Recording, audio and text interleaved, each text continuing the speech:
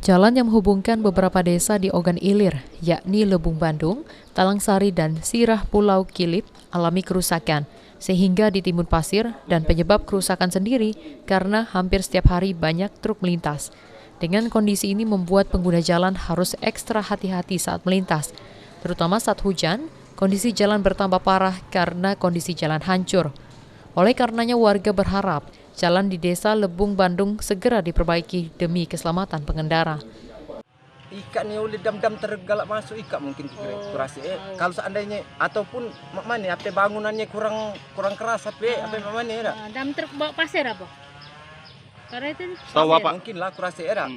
Kalau seandainya waya motor pickup tidak mungkin kalau ngancur ya.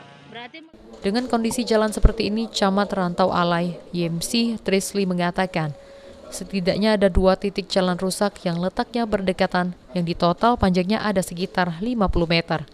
Memang akhir-akhir ini kendaraan pasir ini memang banyak ya, tapi kita berharap dari pihak penambang bertanggung jawab atas kerusakan jalan yang disebabkan oleh angkutan armada mereka.